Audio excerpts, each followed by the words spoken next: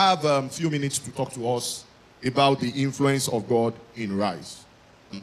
It's important to be deliberate, and that was why I appreciated some of us that came early. If I had some kind of award, or if there were awards to be given, this is the time to give the awards, and these are the people to give those awards to. I hope the anchors are hearing me.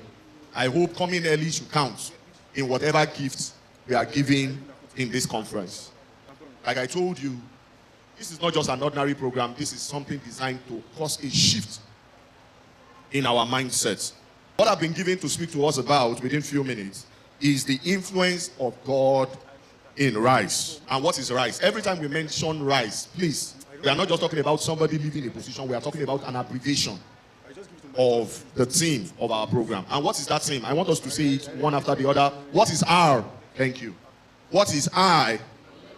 And what is S? And what? Excel.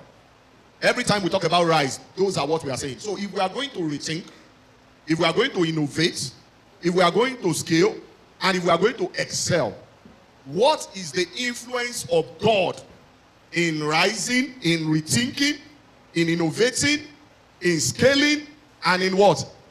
Excelling. Does God have an influence? Does any of these things have anything to do with God? Let's be sincere. Does he have anything to do with God? And that, I believe, is why it's important we examine the influence of God as far as rising is concerned.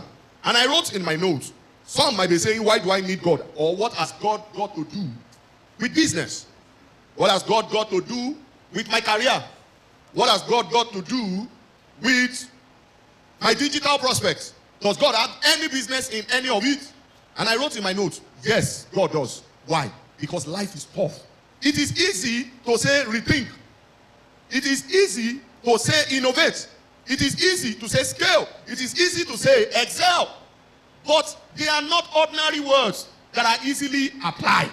Why? Because life is tough. They are not as easy as they are said.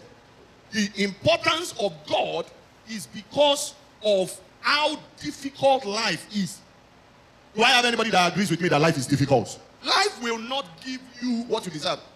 As we were planning this program, I'm sure some of the things they are talking about is some people say, I've done all I can. And I know that some of you have started different businesses that you have done all you can. But it is not enough to do it. Because life is not fair. How many of you know Dangote here? Do you know what he said? He said he had enough money to buy what? Football lovers, are you here? To buy what? Arsenal Football Club. But after he built his $20 billion refinery, has all his problem ended? The moment he leaves one, he finds himself in another one. You see, the only side you see about businessmen and successful people is the side when they are in their car, when they have built a house they are warming, or when you hear that they are promoted. But there are battles behind the scene. And for that very essence of those battles, we need God. For that very essence of those battles, even if nobody... Look, how many of us here, I just want to try as much as possible to interact. Have you ever had an idea and you thought it was only you? Then the moment you started it, somebody else copied it. They will not say because they know you. Your friend can start exactly the same business you are starting. In fact, somebody can start it if you have a shop, for example, because we are expected to talk to all wide range of people. Somebody can start exactly what you are doing. And whether you like it or not, that person, if you are not careful, has shared half of your customer. If they don't take more, particularly if they have more money than you. So life is not fair. Do we all agree? Life is what? Tough. So to navigate life, you need beyond knowledge. You need every resources possible. And for this reason, the influence of God cannot be what? Underestimated. Amen. Ecclesiastes chapter 1 verse 9. I'm a pastor, of course, you know. But I will try not to sound too religious. He says, that which has been and that which will be is done, and what will be done will be done. Then he said, there is nothing new under the sun. And I wrote in my notes, the part you want to work on, some people have worked on that part. The part you want to work on, some people have worked on that what? Part. So Hebrews chapter 6 verse 12 said, follow after those who through what? Faith and what? Patience inherited the promise. So that very part you want to follow, people have worked on it.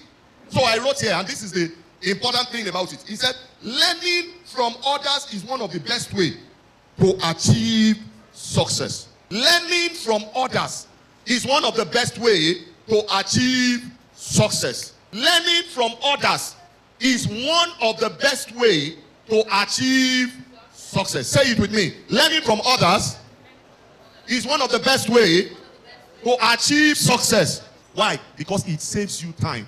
And for those who are church members here, we now appreciate what I'm saying. We are talking about time on Thursday. Learning from others will save you time. The things you have to go and encounter and just stumble into it and be struggling with it. If you had people who told you what was there, it will save you time of struggle. It will save you time of pain. It will save you time of wasted energy. And that is why we are here today. To hear first-hand experience. To know the behind the story experience. To hear first-hand from people. You know, many times, how many of you have had people who display their shop and their markets inside, and you think that the fact that a market is full means the business is doing well? You know you can be making sales and your business is not doing well. Turnover is not a proof that your business is doing well. Huge turnover is not a proof that your business is what? Doing well. So learning from others will save you what? Time, pain, and what? Money. You know we are saving you money right now, today. Because normally most of the people who are going to be speakers today, you would have paid through your nose and they will still not teach you everything. So looking at people who have gone ahead of you will save you time and will help you to quickly achieve what you want to achieve. I wrote in my notes that, do you know that most of the people you are looking at, they have regards for God? Or they will never tell you. I've once shared a story of when I was in Access Bank, and I will mention the name because of this meeting. I was privileged to work in a department that dealt directly with Ike Imokwede. How many of you know him? These are informations you should have now. It should not be new to you. Who is Ike? Who is Ike? You are business people, you should know. Who is Ike Imokwede? The chairman of Access Bank and Albert Wigwe of blessed memory. And one of those days while I was working with them, I knew somebody who was their tea girl. And I saw fruits with the person. And I asked, what are you doing with fruits in the banking hall? And do you know what she said? She said, my guys are fasting. Because we close, if you know bank, we close 4 o'clock. And I saw the fruits around to 6. She said, my guys are fasting and they want to break their fast. I'm sure many of us don't know that the rich people you are looking up to, they fast. You understand? I also wrote in my notes, some of them, they are behind the story of building churches. The Rhapsody of Miracle came out and said one of their biggest sponsors is who? Elon Musk. Elon Musk. Because even in the other religion, Muslims, they believe that you will escape a whole lot of things if you build a mosque. Am I correct? So they are doing a whole lot of good works. Every businessman that wants to excel and amount to anything in life must have regard for God. If you want to amount to something in life, you must what? Have regard for God. So there is a man named, how many of you know Sarah Energy? Sarah Energy. Tony Cole. He said, without God, I am absolutely nothing. Without God, I'm absolutely what? Nothing.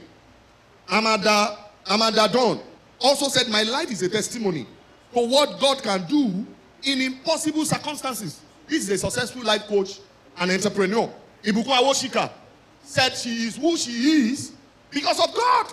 Cosmos Maduka said the biggest secret of his life is God. So it is risky to start your life without God. It is not anybody trying to make you religious. It is the truth. And I don't want to talk about the other side. You understand what I mean by the other side? If you are not serving God, you must be serving something. I watched one artist recently. Is it not Sheisha? She said she's part of Illuminati. It's not an assumption. It's not they said it. She said it because life is mystical. Life is not easy. So people who have gone to the level you want to go to, they have regard for God. Now, every one of them has acknowledged that there is no hope for anyone who doesn't have God. And to achieve anything worthwhile in life, you need God. Success comes from overcoming challenges with God's help. And through personal strength alone, nobody can achieve anything meaningful. So even if after everything we have said here today, you don't have the backing of God, they are just going to be mere words. You need God. And this is not just a call of a pastor. After all, when you succeed on all the biggest stages, and you know the funny thing, whether you are an actor, when they collect their award, who will they say did it? Footballers, when they run on the field, who will they say it? The Muslim brothers, you will see Muhammad Salah, what will he do? He will bow down on the pulpit and point where? To the sky. Please, don't be deceived. There is a spiritual backing for anything that will succeed in life. Can somebody say with me, I need God? And you must make God first. And I believe that is why the people who have organized this program have given me this opportunity to come and talk about the influence of God in rising. Are we going to put God first? Say, I put God first. Thank you, everyone.